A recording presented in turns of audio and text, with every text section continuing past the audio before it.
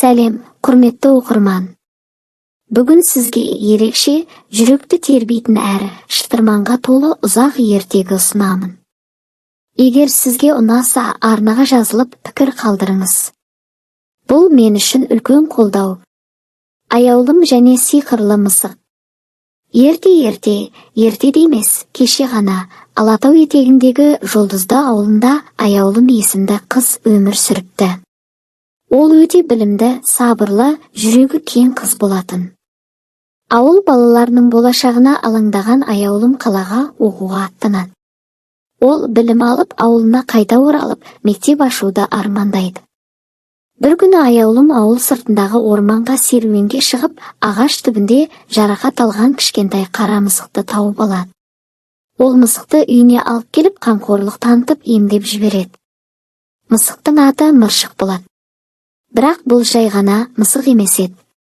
Мыршық сиқырлы жануар болып шығады.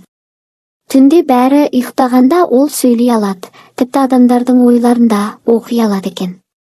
Бірде аяулымның ауылын қатты дауыл басып, ауыл тұрғындары қорқынышқа бой алдырады. Сол түні Мыршық аяулымға: «Сен ерекше қызсың. Сенің жүрегің таза, ал батылдығың мықты. Ертең мені ертіп, таудың арғы бетінде жатқан жарық тасы деген сиқырлы тасты тауып кел.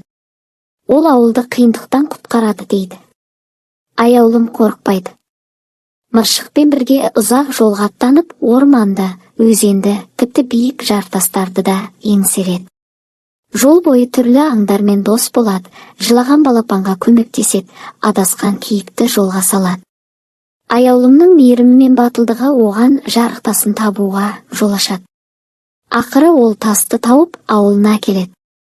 Тас ауылды дауылдан қорғайды, адамдар аман қалады. Бәрі аяулым мен Мыршыққа алғыс айтады.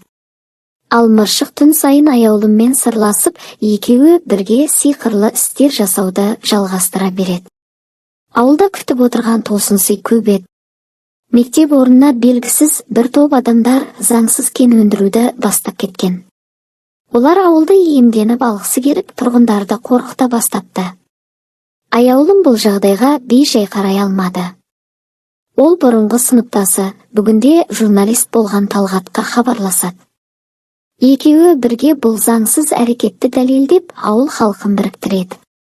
Бірақ бұл оңай болмады. Бір түні белгісіз адамдар аяулымның үйін өртеп жіберуге тырысады.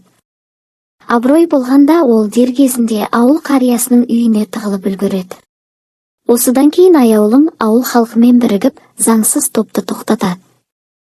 Талғаттың жазған мақалалары мен дәлелдері ел назарын аударып, билік бұл мәселені шешуге кіріседі. Ауыл қайта тыныштыққа бөленіп, аяулым армандаған мектептің құрылысы басталады. Аяулым бұл оқиғадан кейін былай дейді: «Батырлық деген жалаң қылыш ұстау емес, жүрекпен күресу, елге адал болу». Сау болыңыз, ардақты оқырман.